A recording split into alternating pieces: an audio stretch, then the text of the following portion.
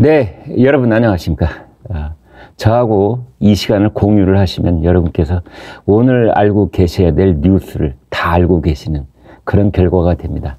여러분에게 꼭 필요한 그런 뉴스만 콕콕 집어서 말씀을 드리겠습니다. 김성한 대통령 국가안보실장 왜 교체됐을까요? 김성한 실장은 사실은 윤석열 정부 출범 이전에도 우리나라 외교안보계에서 최고 실력자로 평가를 받던 분입니다. 그래서 김성한 실장이 비단 윤석열 대통령하고 대광초등학교 때부터 동창생이어서 50년 지기 친구다. 그래서 발탁된 건 아닙니다. 이제 실력도 있고 또 아는 사이고 뭐 여러 가지가 있어서 이제 중책을 맡게 된 것인데 왜 이번에 교체됐을까요? 한미 정상회담을 한 달도 안 남은 시점에서. 국가안보실 내 핵심 당국자들과 중요 정보를 공유하지 않았던 사례가 여러 번 있었기 때문입니다. 더더군다나 이제 미국 쪽에서 윤석열 대통령의 방미와 관련해 제안했던 몇 가지 사안에 대해 서울에 있는 국가안보실 답변이 없자 여러 경로로 사유를 물으면서 답답함과 불편함을 전달한 것도 그 한 가지 교체 요인이다. 윤 대통령은 방미를 한 달 앞둔 시점에서 시간이 촉박하다는 이유로 김성한 체제를 유지하려고 했으나 더 이상 이대로는 안 되겠다. 이제 그런 판단이 선 것이다. 이렇게 볼 수 있습니다. 김성한 실장이 이제 교체된 것은 김 실장이 이끄는 국가안보실 내부에 중요 정보를 공유하지 않았기 때문으로 알려졌습니다. 이제 그런 의미에서 국가안보실 내에 1인자인 김성한 실장, 2인자인 김태효 차장 두 사람 사이에 알력이 있었던 것도 사실입니다. 그러나 김성한 실장이 김태효 차장에게 정보를 주지 않았다. 그 사실이 확인이 되면서 김태효 차장에게 책임을 묻지는 않았습니다. 김성한 실장이 마치 칸막이를 설치한 것처럼 정보를 차단하고 이제 그를 따르는 몇몇 핵심 인사들과만 정보를 공유한 것으로 그렇게 알려졌습니다. 이 부분을 이제 설명을 드리면 이런 건데요. 이제 김성한, 그 다음에 비서관, 외교비서관, 의전비서관 이렇게만 아는 겁니다. 그리고 박진, 외교장관. 그러니까 미국 쪽에서 우리 쪽으로 넘어온 혹은 우리 국가안보실에서 자체 생성한 혹은 입수한 어떤 최고급 정보가 있다고 했을 때 그것을 한 4-5명이 딱 공유를 하는데 여기에 비서실도 빠져있고 김태효 차장도 빠져있고 이제 이런 일이 비일비재했다. 이제 이런 겁니다. 블랙핑크와 레이디 가가 합동 공연 무산된 것이 김성한 교체의 결정적 이유. 이렇게만 보는 것은 사실은 외교를 잘 모르는 사람 얘기다. 국가안보실이 이번에 방미 일정 준비뿐만 아니라 다른 국가와의 정상 외교에서도 실수를 여러 차례 했고 한일 정상회담 때도 그런 얘기가 있었습니다. 이제 그래서 김성한을 교체한 것은 그런 실수들이 누적된 결과다. 윤석열 대통령하고 김성한 실장, 대광초등학교 동창으로 50년 친구 사이인데 윤 대통령이 이런 김 실장을 교체한 것은 더 이상 함께 일하기 힘들다. 더더군다나 이제 그 워싱턴에서 서울로 어떤 제안이나 정보가 갔는데 국가안보실 쪽에서 피드백이 없으니까 미국 쪽에서 이제 간접적으로 답답하다, 불편하다, 이걸 토로해 왔다는 겁니다. 그래서 윤석열 대통령은 그런 미국 쪽 입장도 고려해서 이번에 교체를 했다. 이렇게 볼 수 있습니다. 4월, 오늘이 4월 3일인데요. 이번 달은 또 한반도 긴장이 사뭇 이렇게 위로 올라가는 그런 때입니다. 북한은 핵 공격력을 갖췄다. 이렇게 공언을 하고 있고 발언 수위를 높여가고 있고, 그래서 긴장, 한반도 긴장의 4월, 잔인한 4월, 뭐 이런 얘기가 나오고 있습니다. 한국하고 미국하고 연합훈련 이어지고 있죠. 북한에는 여러 가지 기념일이 겹쳐 있습니다. 그리고 한미 정상회담이 있습니다. 북한이 핵 공격력을 갖췄다. 이제 그러면서 연일 위협 수위를 높이고 있는데요. 또 북한은 군사 정찰 위성 발사 시한이 4월입니다. 이제 이번 주에 미국의 핵 추진 항공모함 니미츠함, 그 다음에 한미일 연합 해상훈련, 이것이 함께 이루어지죠. 다음 주에는요, 김정일 국방위원장 추대 30주년, 김정은 국무위원장 당과 국가의 최고 수위 등극 11주년, 그 다음에 15일 북한이 가장 중시하는 명절, 김일성 생일이죠. 태양절. 111돌 태양절 기념을 해서 제8차 4월의 봄 인민예술축전, 다음 주 12일부터 18일까지 일주일 동안 계속된다. 이렇게 되어 있습니다. 그래서 7차 핵실험이 곧 있게 되는 것 아니냐, 뭐 이런 예상이 나오고 있습니다.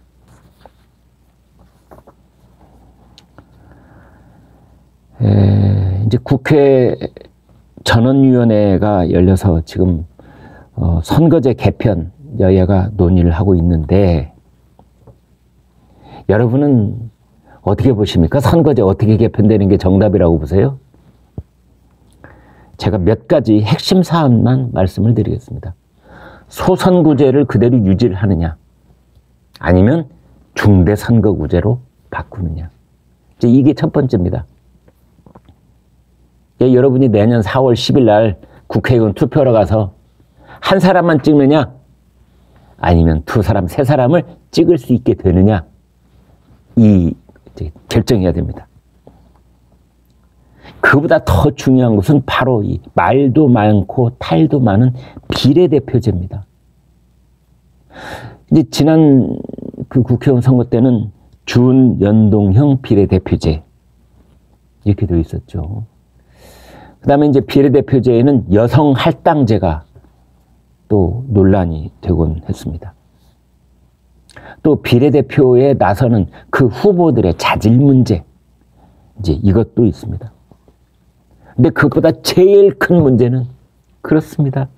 위성정당, 기생정당, 우리나라 이 정당 민주주의를 몇십 년 후퇴시켜버리고 말았던 그 위성정당, 꼼수정당, 이거 반드시 없어야 됩니다. 뭐 권역별 병립형 비례대표제라느니, 뭐 전국 병립형 비례대표제라느니, 권역별 준연동형 비례대표제라느니, 뭡니까? 뭐 야바이 치는 겁니까? 눈 가리고 아웅하는 겁니까?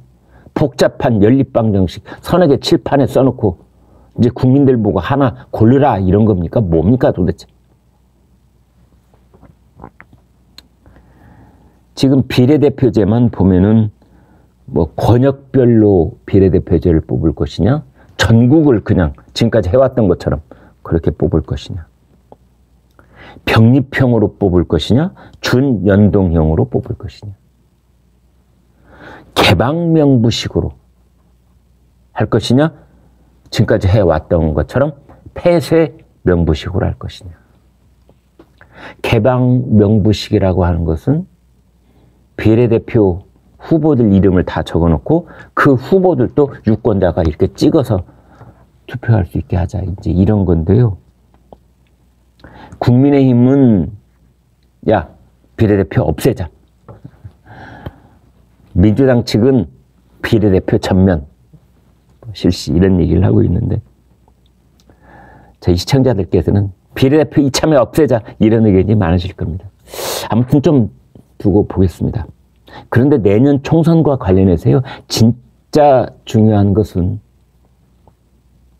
집권 여당이 승리하느냐 패배하느냐가 어디에서 갈리느냐, 그 중요한 지표가 하나 있는데 그렇습니다.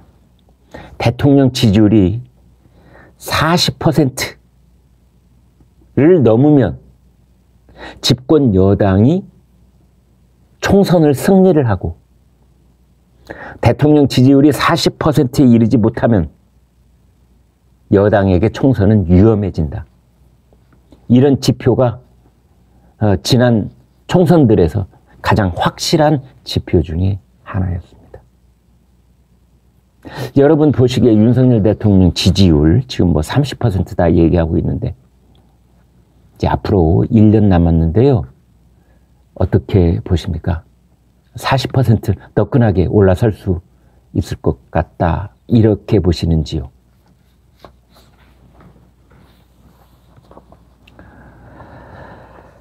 네, 오늘 제75주년 4.3 희생자 추념식이 열리는 날입니다.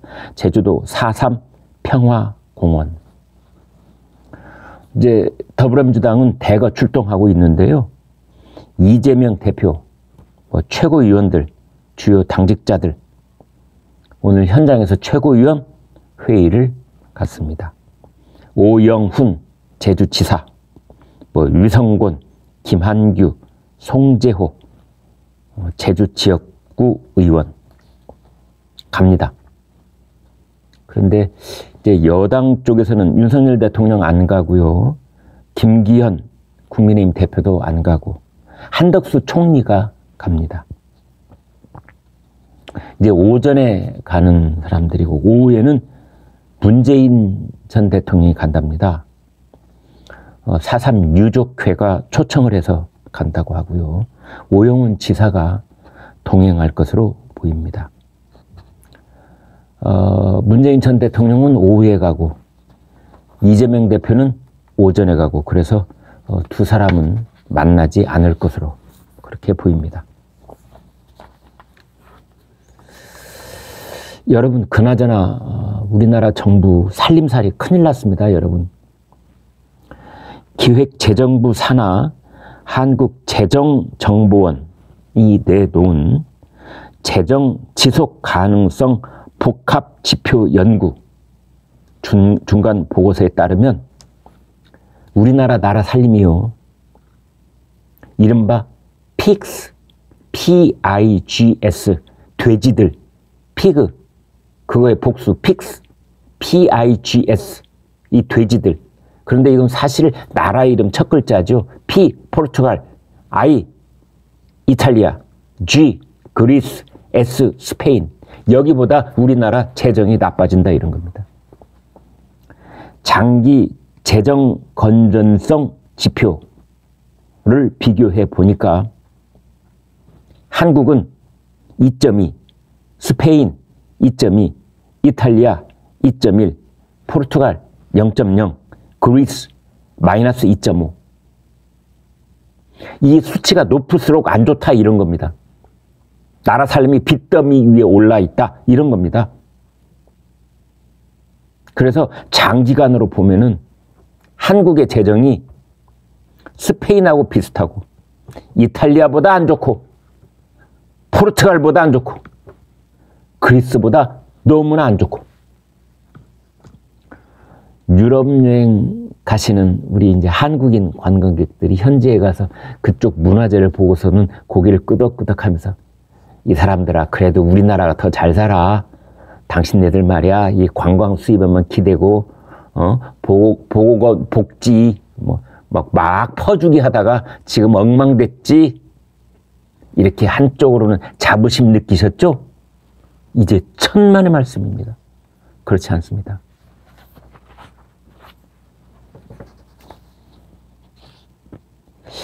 민주당 의원들이 일본에 몰려간답니다. 일본 후쿠시마 원전 오염수 방류 문제와 관련해서 직접 후쿠시마를 가기로 했다. 용산 대통령실은 한일 정상회담에서 후쿠시마산 수산물 수입 문제를 논의한 적이 없다 거듭 밝혔지만, 이제 민주당은 그러한 논의가 있었다는 일본의 일부 언론 보도를 기정사실화하면서 직접 현지에서 문제 상황을 확인하겠다는 것입니다. 이것은 과거에 일본의 우익 의원들이 독도의 일본 영유권을 주장하며 한국을 찾아왔다가 입국 금지를 당하는 그런 정치 쇼를 벌인 것이나 비슷할 수가 있는 겁니다. 그런데 후쿠시마에 간다면서 지금 도쿄 전력하고 조율도 안 돼 있는 것 같습니다. 일본 우익의 독도 쇼와 닮은 꼴일 뿐이다, 이런 비판이 나오고 있는데요. 이제 민주당 쪽에 위성곤, 양이원영, 윤영덕, 이원택 이렇게 4명 의원이 이번 주에 출국한답니다. 오염수 정보도 받고 일본 의원도 접촉을 하겠다, 이렇게 말하고 있는데 이 사람들의 면담에 응하겠다는 답변은 일본 쪽에서 아직 없는 것으로 알려져 있습니다. 이제 국민의힘 쪽에서는 죽창가가 안 통하니까 괴담을 유포하려는 것이냐, 또 더불어민주당 내부에서는 이런 얘기도 나오고 있습니다. 일본 쪽에 반한, 혐한 분위기만 더 북돋우게 될 것이다, 이런 걱정도 하고 있습니다. 오늘 조선일보가 여기에 딱 한마디로 이렇게 짧은 촌평으로 꼬집었던데요. 일본의 정치인들이 우리 이태원의 골목 안전점검단을 파견한다면 어쩔래? 일본 관광객들이 이태원도 많이 가는데 지난번에 엄청난 희생자가 나왔잖아. 그러니까 일본 국회의원들이 한국에 와가지고 이태원 골목 안전한지 우리가 직접 진단해 보겠어. 그래서 실사단 10명으로 구성해서 파견한다. 그러면 어쩔래? 정치도 좋지만 정신줄은 잡고 살기를 바란다.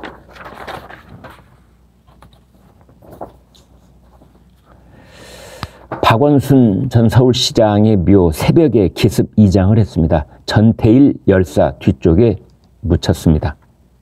고 박원순 전 서울시장 묘가 4월 1일 경기 남양주시 모란공원대에 민주열사 묘역으로 이장됐습니다. 2020년 7월 여비서를 성추행했다가 피소된 직후 극단적 선택을 했던 박원순 전 시장의 유해는 노동운동가 전태일 열사 뒤쪽에 묻혔습니다. 박원순 전 시장 이장은 묘지 직원들이 출근하기도 전인 이른 새벽부터 진행됐습니다. 경남 창녕군에 있던 박원순 전 시장 묘는 당초 오후 3시쯤 이장될 것으로 알려졌습니다. 모란공원 관계자는 오전 8시 직원들이 출근해 보니 이장은 이미 끝나 있었다고 말했습니다. 박원순 전 시장은 사망할 당시에 그 유서에다가 화장을 해서 부모님 산소에 뿌려달라고 했었습니다. 국민의힘 김민수 대변인 새벽에 기습적으로 이장하는 것에 대해서 민주화 성지 모독이자 피해자에 대한 2차 가해다, 이렇게 말했습니다. 여성신문은 박원순 전 시장 묘지 옆에는 박해숙 열사, 임보라 목사가 잠들어 있다라고 보도를 했습니다. 생전에 민주화 등에 헌신한 여성운동가들 곁에 박원순 전 시장이 묻히는 건 부적절하다라는 취지인 것입니다. 더불어민주당은 박원순 시장 2장에 대해 공식 입장을 내놓지 않았습니다.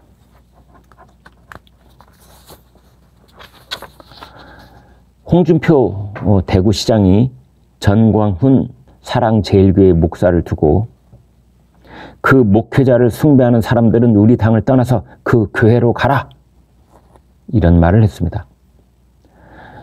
전광훈 목사는 유튜브 채널을 통해서 홍 시장을 향해서 이 자식이라는 표현을 쓰면서 대구 시민 여러분, 홍준표 저거 탄핵하세요, 정신 나가서 말이야 라고 말했습니다. 홍준표 시장은 페이스북에서 목회자가 목회자답지 않게 욕설을 입에 달고 다니면서 자제력을 잃고 거친 말을 함부로 내뱉는 것은 참으로 유감스러운 일이다. 정당이 일개 외부 목회자에 의해 좌지우지 되는 것은 도저히 있을 수 없는 일이다 라고 말했습니다. 전광훈 목사는 유튜브 채널 너 알아? TV에 이렇게 말했습니다. 광화문을 살려놓으니까 홍 시장이 우리를 공격하고 있다. 당신도 광화문에 와서 연설했잖아, 이 자식이 말이야 라고 말했습니다. 이 두 사람의 갈등은 홍준표 시장이 페이스북에 이 전광훈 목사와 가까운 국민의힘 김재원 최고위원을 두고 이렇게 말했기 때문입니다. 맨날 실언만 하는 사람은 그냥 제명을 해라, 이렇게 말했습니다. 김재원 최고위원은 지난 3월 12일 전광훈 목사가 주관하는 예배에 참석을 해서 전광훈 목사의 주장에 맞춰서 5.18 정신을 헌법에 수락할 수 없다라고 말한 적이 있습니다. 김재원 최고위원은 지난 3월 25일 미국 애틀란타에 열린 행사에서 전광훈 목사를 가리켜 우파 진영을 전부 천하통일을 했다, 이렇게 말한 바 있습니다.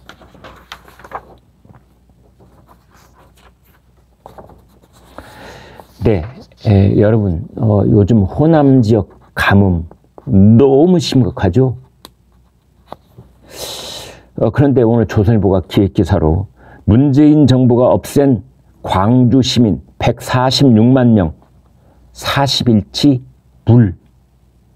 불이라는 제목으로 기사를 내보냈습니다. 정치가 호남의 가뭄을 키웠다.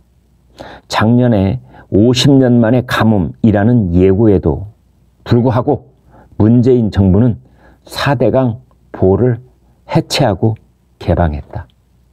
그 결과 영산강에서만 물이 1,560만 톤 손실됐다.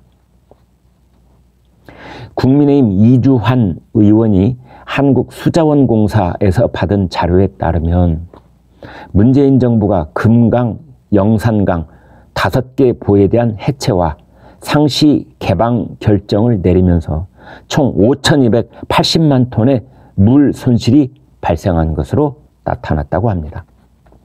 광주광역시 시민 146만 명의 식수를 공급하는 영산강에서만 1,560만 톤의 물이 손실됐습니다. 광주 시민이 40일간 쓸 수 있는 물, 그 물이 사라진 것입니다. 전북 임실에서는 물안개 길이 흙먼지길로 변하고 말았습니다. 지금 호남에 있는 농가들에서는 보에 물만 가둬뒀어도 이 지경이 되지는 않았을 것이다. 그런 말을 하고 있다고 합니다. 네, 오늘 여러분과 공유한 뉴스는 여기까지입니다. 구독, 좋아요 부탁드립니다. 고맙습니다.